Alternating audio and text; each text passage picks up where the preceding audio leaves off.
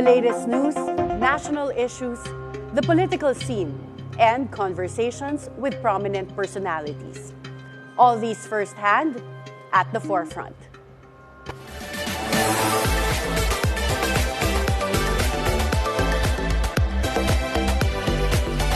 Good morning. I am Attorney Karen Jimeno. Yesterday at the Kapihan sa Senado Forum, Senator JV Ejercito disclosed that dismissed Bamban Mayor Alice Guo is not alone as an elected local government official. He said that there are more of what he described as Chinamen holding elected posts in some of the country's local government units. How did this happen? Where must the government start in addressing this disturbing disclosure? At the forefront welcomes Deputy Senate Majority Leader, Senator JV Ejercito. Good morning, Senator JV. Good morning, Atty. Karen. Magandang umaga po sa ating mga tagapasunod ng Bilyonaryo. Good morning, everyone. And let's start with your disclosure. And how did you discover that there are what you call Chinamen holding local elected positions? Well, I just mentioned it no, that I came across some officials that I studied in a Chinese school, no, in Xavier School, and I could tell local Chinese from the mainland Chinese by their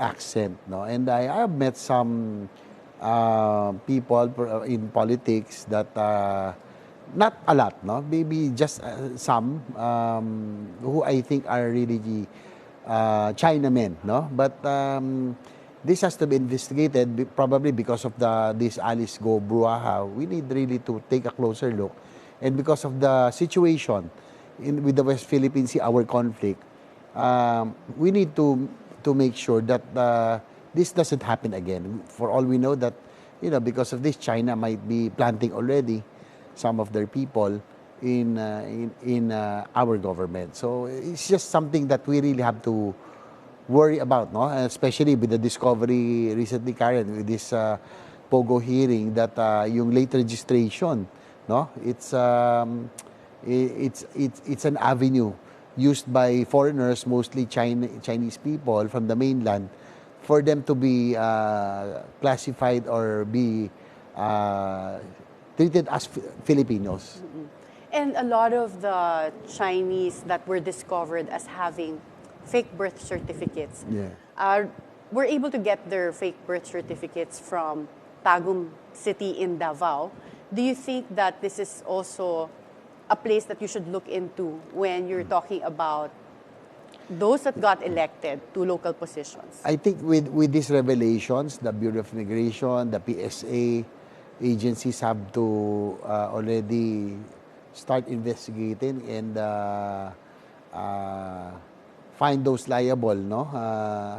Charge those who are liable, no? Because we all know for the fact that this has been the avenue that these illegal pogos are using so for them to do their business and do their modus here in the country by using the late registration. So it's I think it's really glaring, no, that in one place thousands were availed of the late registration recently.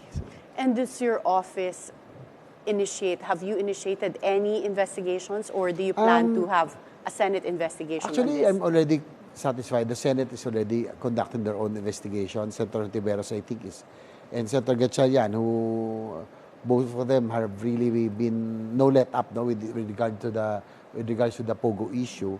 So that's why I seldom attend if there's anything that I really would want to ask and find out. And I think it's I think they already did a good job, extensive, and I personally think that they should already wrap up, no, this hearing, but so that it will end on a high. And there are other countries like US and even Germany where they discovered Chinese spies. Do you think it's at that level, or do you think here it's more of finding opportunities in the Philippines? I don't think we are a superpower or a military threat. Actually, we are being bullied, in fact, no, my concern. So my take is that most of this you know, Chinese people are really born entrepreneurs, no? Pag may pagkakakitaan, talagang papasukin nila yan. So probably most of them are for business. Just so happened, it's just sad that the legalization of Pogo, which had good intentions, but it was used as an avenue of these criminal syndicates to do their modus in the country. Mm-hmm.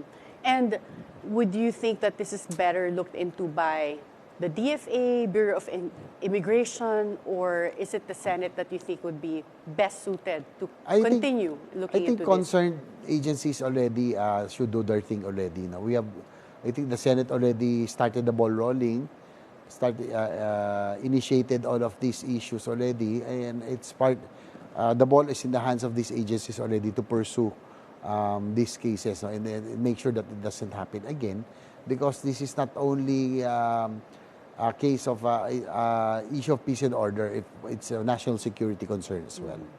And previously, President Bongbong Marcos stated that should there be any Filipino life that is lost, he will invoke the Mutual Defense Treaty.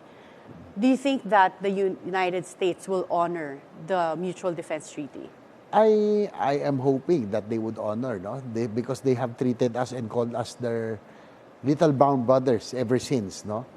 And I'm hoping that this time around that we are being bullied, we are being harassed by China through their expansionism. I'm hoping that the right-minded nations, especially the United States, would come to our aid, no? You know, Karen, we are not a superpower. We're only a third world country.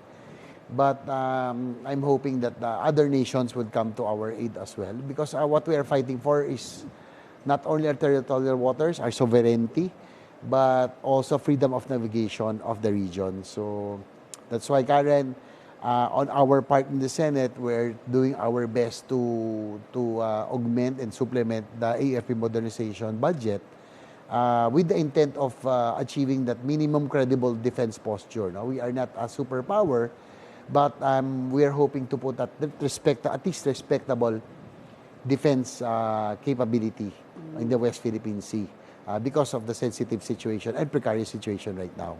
Are you worried that should there be a change in leadership, for example, if Trump wins and their elections in the United States is coming very soon, do you think that there might be a change in the position as well of the United States in terms of supporting the Philippines? Well, of course, that's a cause for concern. I'm hoping that the United States, even if Trump would make it, because his trust is really America first, no? So, kumbaga, the others will be secondary. So, I'm hoping that they will continue to honor the Mutual Defense Treaty, and hoping that they will continue supporting their allies, because as you all know, that the U.S. of course plays a big part in the geopolitics, being the leader of allied or the right-minded nations at this time against other countries. No, I'm hoping that they would really help us continue fend off China's expansionism and continued bullying in the West Philippine Sea. Well, Senator JV, the lack of a budget or the deficit in our government budget is always an issue. How is Senate addressing that in terms of strengthening our local armed forces? Well, actually, Karen, you are correct, no? Because we are not really a rich nation. In fact, the AFP modernization has really taken at its toll, no? Supposedly, it's divided, no, into three. Yung Horizon 1, 2, and then Horizon 3 supposedly now focusing on external defense. But now we are still in Horizon 2. And by now we should be already on Horizon 3 given the sensitive situation in the West Philippine Sea. But because of the budget cuts that the AFP modernization has been experiencing in the past budget seasons, that is what is happening. But now, Karen, I am hoping and I'm fighting for not only for us to the Senate has always been restoring the budget, and in fact, we have even been augmenting the budget of the AP modernization because of the situation. I'm hoping that this time around that it will be prioritized. No? And in this current budget, for example, the AP modernization, they were asking for about 200 plus billion. What was stated in the national expenditure program or the national budget as recommended by the DBM is only 75 billion. Ang malungkot pa doon, of that 75 billion, it's only 50 billion that is in the program. Yung 25 billion is in the unprogrammed funds, so that is not sure. So I am hoping that at least if we can give them 100 billion, because this has to be prioritized, because we all know that this cannot wait any longer. That we have to fight for our territory. No, again, our aim is not to match China. Again, they are a superpower, but again, to put up that credible defense posture, at least a respectable naval, armed forces, air force, external defense, at least to act as a deterrent to their continued aggression. And Senator JV, is it correct that from our understanding that your father, former President Joseph Estrada, was responsible for putting BRP Sierra Madre in Ayungin Shoal? Yes. Do you think anything else should be done to increase our posture there? Actually, whatever they say about my father, I think he was the first Asian leader who stood up against China during that time. Because, Atty. Karen, that time, China was already starting their expansionism. Pero that time, I remember, mga bamboo stilts pa lang, but they were already swarming the area with militia vessels, no? There was no reclamation back then. And that intelligence report reached my father as Commander-in-Chief. So he was the one who ordered that the BRP Sierra Madre be grounded to serve as a temporary base and to mark our territory, no, our territorial waters. That was 1998, and Atty. Karen should have been followed up by succeeding administrations. Sana by now it's a full, it's a full base already, no?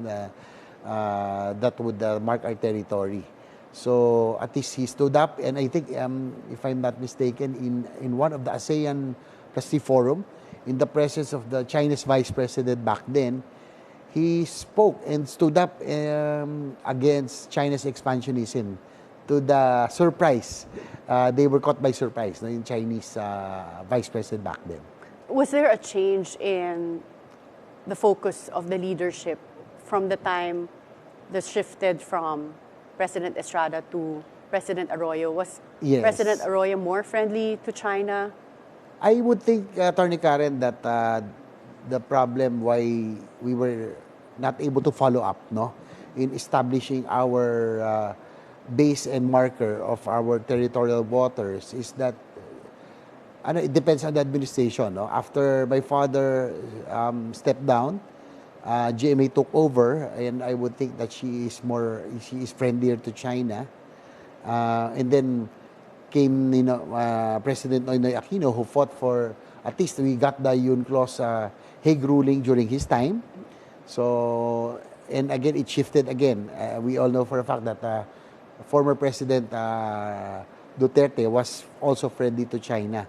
So, and now, with the ascension of President Bongbong Marcos, the perception is that there's another shift toward, or a pivot towards its Western allies again.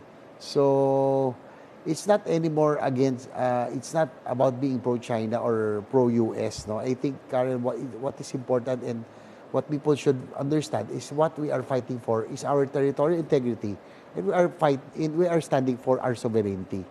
So we really have to fund. I know it's ambitious, Karen, but on our own little part, I'm hoping that we can achieve this. No, it's a dream, but hopefully we can slowly increase the budget of the armed forces. So at least put up that minimum credible defense, so to protect our territory.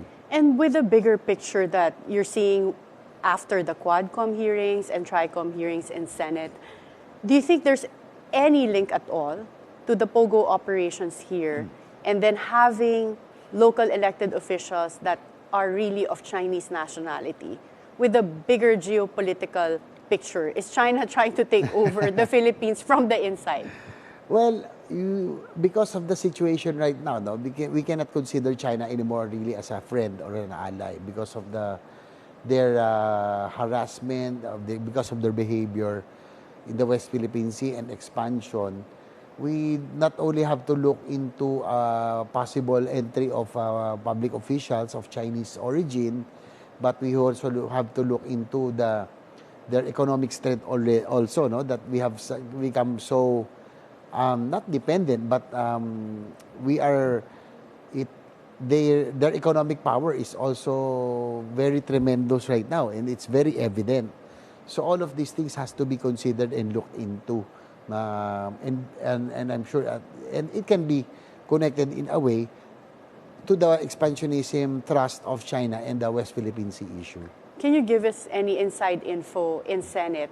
Is there any type of legislation that's already in the works because as a result of all the investigations? Well, first, yung maritime law was recently passed by the Senate, so it will define already our territorial boundaries already by law, at least. And then every General Appropriations Act or every budget hearing, that's a law, Karen, no? GA is a the law. General Appropriations Yes, Act, yes. we are doing our part. For example, the AFP modernization a few years ago was, for example, 10 billion. It reaches the Senate already slashed into half. So we not only restored it, but we even augmented it. No? So in our own little way, we are trying to strengthen our armed forces. And we just recently also passed the SRDP, or the defense posture, no? Self-reliant defense posture, wherein we will encourage establishment of manufacturing of defense system locally. So that will help strengthen our defense systems as well. So, and then we have been looking at the improving the armed forces. First, yung adjusted the ranks already, yung retirement age, and also the compensation. We are already looking into finally finishing the problem of the pension, no? Na it has been swept under the rug for so many decades, I would say. So hopefully we would be able to find a solution to this lasting problem. And Senator JV, let's talk about politics. Your family was reigning in the city of San Juan for a long time before. Yes. Is there anyone in your family that's running specifically in San Juan City for this upcoming elections? But before you answer that question, we'll have to take a short break. At the forefront, we'll be right back.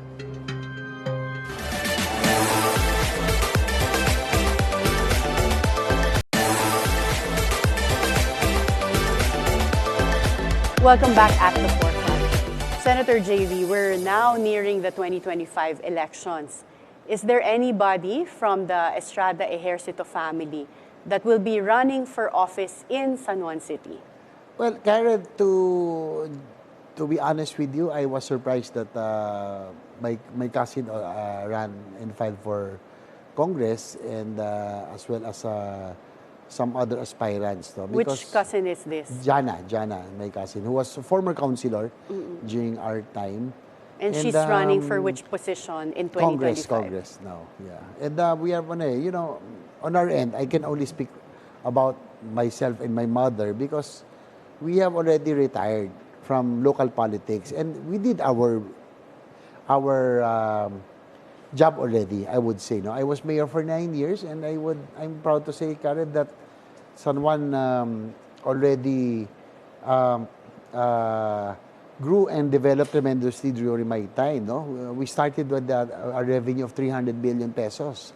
That's pretty small for an LGU in Metro Manila, and because of the reforms, the transparency, and the professionalization that I introduced that time, slowly investors really had the confidence, and San Juan's income grew to an astonishing 1.2 billion when I finished my term. And to fast forward, my mother also served for 9 years and continued the programs that we started and when she stepped down, the revenue was already 2.4 billion. So from 300 million to 1 billion, now it's 2.4 billion. So Karen, all I can say is that we have already done our part to make to bring San Juan where it is right now, one of the more progressive LGUs in the country. In fact, it was just as the best fiscally managed LGU in the country during that time as well. So, and I saw the interview of Mayor Zamora saying that, that nobody wants to run we're going to against go him. into that. Yes. But before we go to Mayor Zamora's interview, you said that you were surprised that Jana was going to run. Yes. Why? Because was the decision not to go back into local politics for your family? As far as myself and my mother, it's personal because my mother is already 82 years old, Karen. No, she's not really that strong, not getting any younger. I would want her to have a peace of mind and enjoy her retirement. Unfortunately, Zamora, who was her erstwhile vice mayor, because of politics, has not really stopped. Though he's quite vindictive, and I have seen how it has affected my mother, and that's one of the reasons that I really wouldn't want myself to be involved in local politics, because it's not only my mother, it's our people who are suffering as well because of this dirty politics, no, that is happening right now, which San Juan has always been. It's a small town, became a city. It's like family, no? Everybody knows each other, and where Atty. Karen, at least where harmony and everyone is friends with each other. And it's sad to say that after Zamora took reins, vindictiveness really. And dirty politics already started in San Juan. So would you also allow any of your children to enter into politics? You said, of course, your mother, she's already old, but you have children that you have already a 24-year-old. Yeah, so only 24, very young. I think Zamora is very lucky also, no, that I'm already in the Senate. Senator Jingles is in the Senate. My mother is 82. That nobody right now can really face was left, no, to run against them. But as to personally with what is happening in our kind of politics right now, Atty. Karen, is that the culture has really changed. You wouldn't wish it upon your children. Yes, because it's different already, no. When I started politics, it was really based on performance, track record, and when you take care of your leaders, that's the key to victory in local politics. But now, because of the programs that we had, probably with the situation also, there's Ayuda, AIX, Tupad. Somehow, it contributed to people being so dependent now on patronage and patronizing patronage politics. No, so personally, I wouldn't want my children anymore, Atty. Karen, to join the political scene. That's me. That's your personal. That's my personal stand right now. And are you for or against political dynasty? Well, I have been, although admittedly I benefited, Atty. Karen, from coming from a political family, political dynasty, you may call it. But I think what is more important for people to decide, it's not the family name. It is what is more important is track record, integrity, character, and performance. No, and I have been vocal about this when I was asked. I support anti-political dynasty. Atty. Karen, we are 112 million or more Filipinos at present. I do think that there are a lot of people who are capable of being elected, of serving, who are able, who are qualified, who has the heart to serve. But unfortunately, a lot do not have the machinery, do not have the name, and do not have the means to get themselves elected. So that's my take. I would really would want to give chance to others who would want to serve as the nation as well. I admittedly I'm part of the. I benefited because of the name probably, but I'm confident enough that my performance, my track record, and integrity should be the basis right now of voters in case they would want to vote for me. Yeah, and not because of the name. Not because of the name, not because of popularity. Yes. And you mentioned already the interview we had. Mayor Francis Zamora was here with us last week. Yes. And you seem to have been triggered by that interview because you even posted on Facebook about it. Yes. And so let's discuss that. We asked here Mayor Francis on how he managed to end your family's reign in San Juan, and this is what he told us. So this was your post on Facebook at that time, no? After 50 years, Atty. Karen, the people of San Juan eventually had a choice. Dati kasi wala naman mapagpilian, and nasanay sila sa governance na ito. And akala siguro ng San Juan, ito na yung pinakamagandang klaseng governance na. Then when I came in, I really raised the bar so high. Talagang ang dami kong ginawang pagbabago na pinangako ko. And it'll take probably one whole day of us talking for me to be able to share all of these things to you. But bottom line is, nakita ng San Juan yung pagbabago. Nakita ng San Juan, pwede naman palang ganito. Dati, ganito. Buti. Ngayon, sa ilalim ni Mayor Francis Zamora, pwede naman pala. Okay. Well, care to comment? Because you brought this up with us. Out of first, the audacity, the arrogance of this person is just astonishing. Karen, it's an insult to the people of San Juan for him to say that he raised the bar so high. Now, as I mentioned earlier, we started from low. I can only speak for my when we started 300 million until my mother's term at 2.4 billion. Karen, whoever sits after my mother, with the 2.4 billion for a small local government unit, for a small city, that's enough. You can really do so much. Kahit sino yung upo mo ron, makakagawa na maganda. But Karen, we did not reach that status overnight. It was decades of hard work. We had to get the confidence, the trust and confidence of investor to make it professional, transparent, so that they would invest and make business grow and produce jobs and opportunities for people. In fact, Karen, during my time, not only did were we judged as the best fiscally managed LGU, we were also the local government with the lowest poverty incidence. Nakapagbigay kami ng tunay na trabaho at hanap buhay.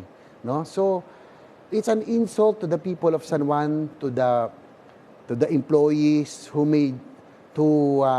work very hard to reach the status of San Juan right now. With a 2.4 billion, almost 3 billion budget, you can do wonders really for a small city. So, inabutan niya, napakaswerte niya, ganun na. No? People of San Juan, if you would ask why we were loved by the people, because we put ourselves in their shoes. My mother has always espoused on us that, on me, that the brand o yung servant leadership, we are not there as leaders, hindi dapat kami maghari-hari. We are there as servants, no? As real public servants. Again, my father started, from a 5th or 4th class municipality, San Juan became a 1st class municipality. And during my time, because of the governance and the leadership that we espoused, San Juan became a city. So it was decades or years of hard work to make sure that San Juan reached this pinnacle already. And we did ask Mayor Francis to give a concrete example of one of the initiatives or changes that they did for San Juan City, and this is what he told us. Lahat ng aming public school students, meron silang kanya-kanyang tablets. Oh, wow. They have tablets that they can use. They have fiber optic internet connection in their classrooms in the public schools. They have fiber optic internet connection in their homes. They all have free rubber shoes. They all have free uniforms. They have very nice public school facilities. Our public school basketball courts are made of maple wood. Okay? Our classrooms all have 55-inch smart TVs. All our teachers have their own laptops. Well, I guess what is your response to that? Those are very important, but those are very petty. I think what is more important is the brand of leadership and transparency, because that would gain your confidence. No, you have to make business grow so that with revenues you can improve the services. No, mukhang napakalimutan niyang banggitin yung hospital namin. No, before my mother stepped down, she finished already the rehabilitation expansion of the San Juan Medical Center, complete CT scan, MRI, almost all the medical equipment. But for almost 2 to 3 years, even during the pandemic, hindi po ito ginamit because he didn't want the credit to go to my mother. No? So, also yung Hall of Justice, Atty. Karen, no? It was completed during 2019, but it was only used sometime 2022, 2023. No? The City Hall, all of these major infrastructure were completed during our time. In fact, I started the City Hall, the new City Hall right now. Almost all of the major infrastructures were started during our time. And what is more important is yung professionalizing the bureaucracy so that business would continue to flourish. The investor confidence is very important, that they would trust the leadership. And then, you can improve the services. Yung po sa school, sa binabanggit niya, rubber shoes, uniform, aircon, that's petty. Kayang-kaya yung pag gumanda yung governance. But he should talk about what we started, no? Yung professionalization, computerization, which I started during my time, and that really raised the bar. Yun yung totoong raised the bar. But if you ask San Juaneños right now, ano bang naging achievement ni Francis Zamora? No? Change everything that is Estada. Try to erase everything. Even I don't know, Atty. Karen, if you remember, we have the distinct black and white mobile patrol cars, no? Very nice, rush. And then even kahit sila Andres Bonifacio, because San Juan is a historical town. The first battle of the revolution started in San Juan. That's why we built on that. No, we gave reference to our heroes. We have the Pinaglabanan Shrine. My project also is the Museo ng Katipunan, dedicated to Andres Bonifacio and the Katipuneros. We had yung mga monuments. When you pass along Pinaglabanan, you'll see Andres Bonifacio as a landmark, well lit at night. Emilio Jacinto, Jose Rizal. But Karen, even all of those were victims of political vendetta. Tinanggal na po sila doon. They are now inside the park wherein people cannot see anymore. Those are landmarks and source of pride. So I think that's his achievement. Well, since you're talking about some of the initiatives against what you started, we asked Mayor Francis to describe what his relationship is with the Ejercito Estrada family. Kung nakikinig sila ngayon, which I'm sure they are kasi minomonitor naman nila lahat ng ginagawa ko. Ang punto ko lang naman ganito, tao naman na nagdidesisyon dyan, di ba? Every 3 years, we are validated through elections. And if the people will continue to support Francis Zamora, if there's something na kaya kong isigaw, masipag akong mayor. Talagang very hands-on ako, tutok ako sa lahat ng kailangan ng city. And everyone knows that in San Juan. You know, Atty. Karen, if you go back to history, my father served as mayor for 2 decades almost. His father, Ronnie Zamora, assemblyman, it was my father and my mother, in fact, was the political leader who made him win every election because he has no charisma at all. No, he's a good lawyer, top-notcher, but he's not really politically savvy. No, it was my mother who really made him win, and they know that. And he even became the executive secretary of President Estrada during that time. And my mother got Francis Zamora as a vice mayor. no, because of this partnership for semi-decades. But to our surprise, my mother was running for her third and last term. Francis Zamora decided to run against her. And Karen, I hope that you would, Attorney Karen, you would understand that it's something personal because my mother is really affected emotionally, psychologically, because she's already old and retired. And she has done so much, dedicated her life to the people of San Juan. And then, this is what she gets after her term. In fact, Karen, Attorney Karen, I have to be honest with you, I grew up in the streets, no? Hindi tulad po ng ibang nagsilbi sa amin, they grew up in the subdivision. Ako, I grew up in the streets because my father and my mother allowed me. My teenage years, doon ako natuto uminom, mag-basketball, nakipag-away sa tubig, sa ice. That's why probably when I governed, I can put myself in their shoes of the people of our constituents. And serving for almost 9 years locally, and my mother, and the congressman din ako, of course, I miss our people, no? I miss being with them, the people that we work with in the city hall, the employees, the barangay officials, and the people in the barangay. Because every time they go to us, they are being, pinapagalitan sila, no? They are being asked to report, and they're threatened, no? By the present mayor. So, I've been appealing to the Mayor Francis that, on our end, my mother is already 82. I'm already busy in the Senate, no? I have my mandate to fulfill. In terms of local politics, we have done our part already, but it seems that it has fallen in deaf ears. I don't know if it's his pride or whatever.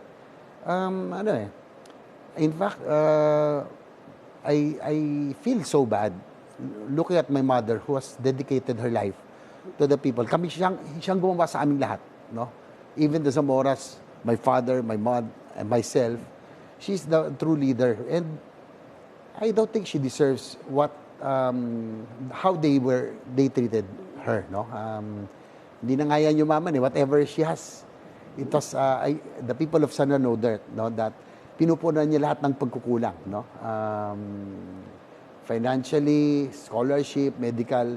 So I think that's one factor. That's why I'm trying to, although I miss the people of San Juan, but I do not want them to be caught in between because of the political vindictiveness that is happening in our locality right now. So it sounds like, listening to you, Senator JV, the rift started really from politics. Yes. Do you see any hope in the future that the relationship between the Ejercito Estrada family and the Zamora family can be mended? But before you answer that question, we'll have to take a short break.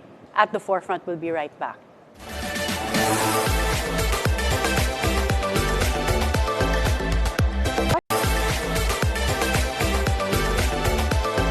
Welcome back at the Forefront. Senator JV, do you see a possibility in the future of mending the relationship between the Zamora family and the Ejercito Estrada family? I think it depends on him. I have made this appeal time and again ever since my mother retired. I'm hoping that we stop all of this vindictiveness already, because in terms of local politics, we are already trying to distance ourselves. No? Kasi kawawa yung tao eh.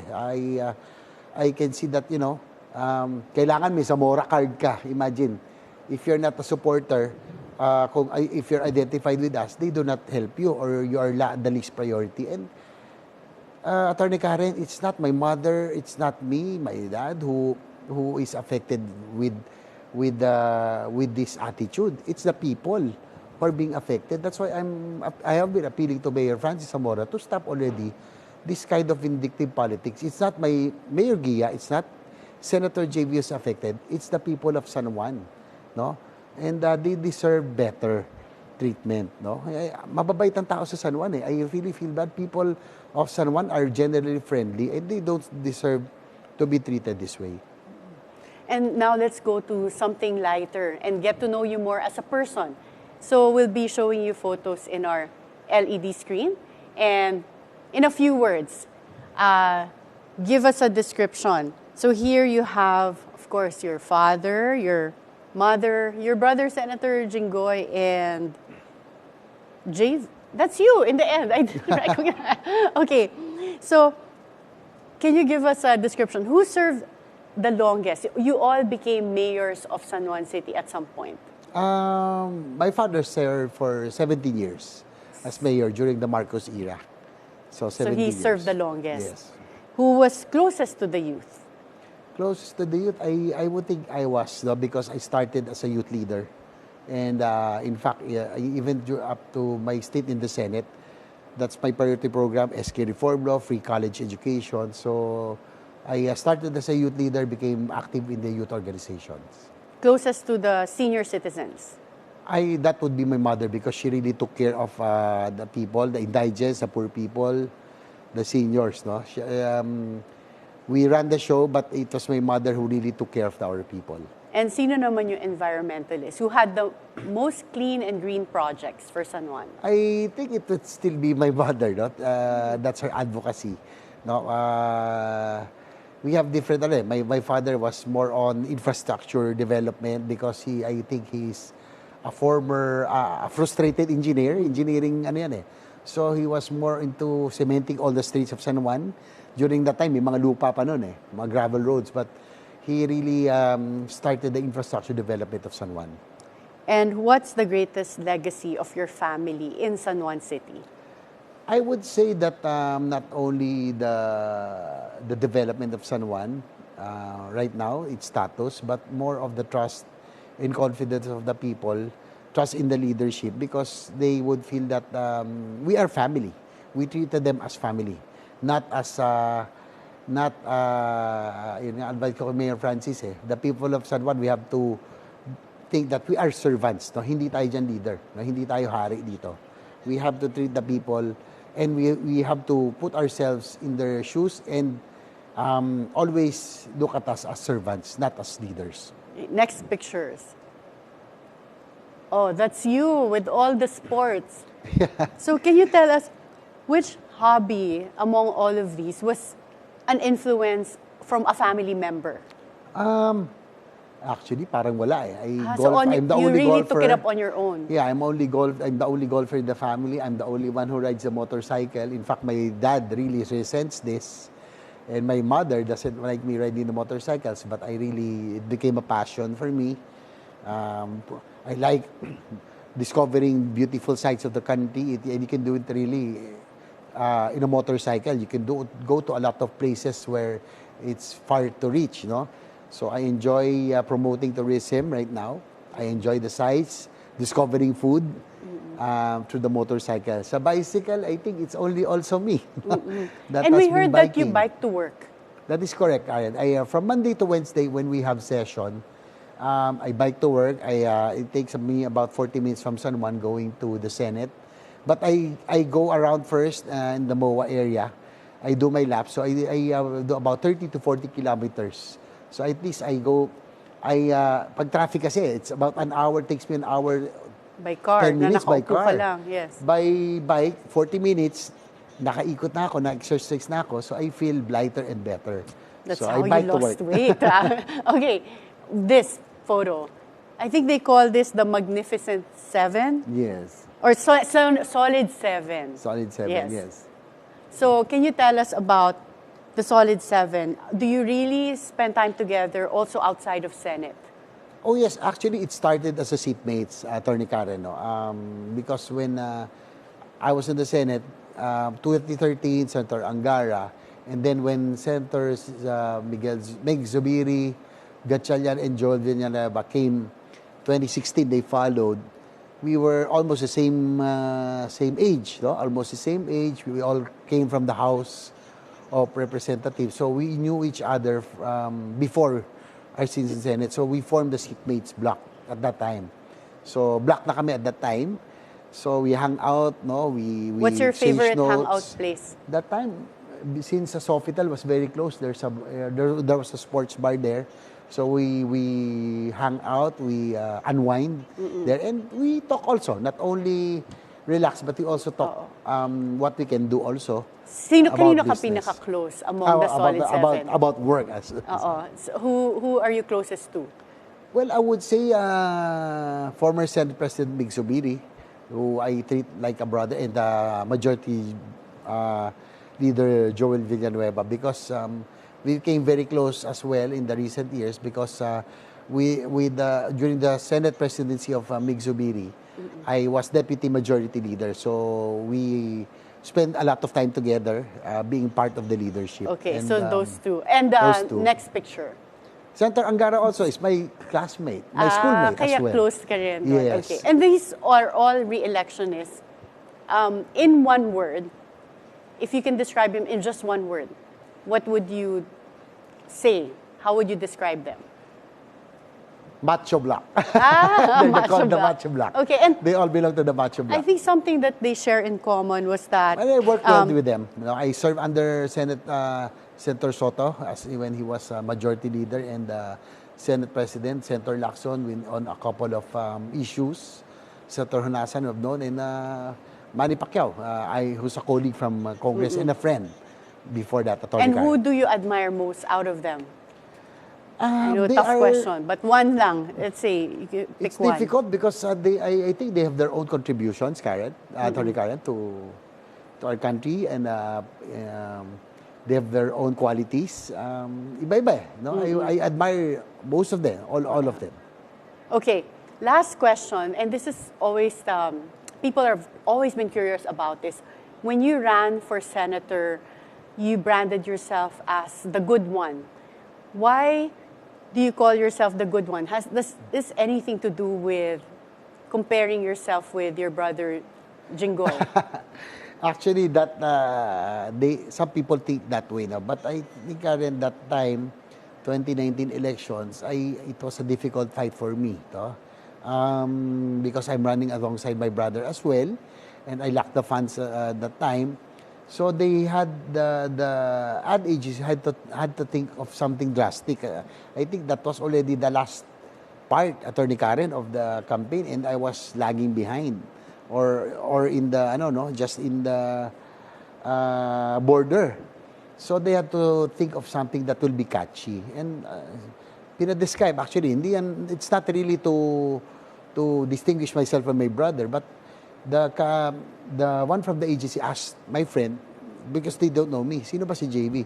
Well, mabait yan. He's good. Ano good? Good.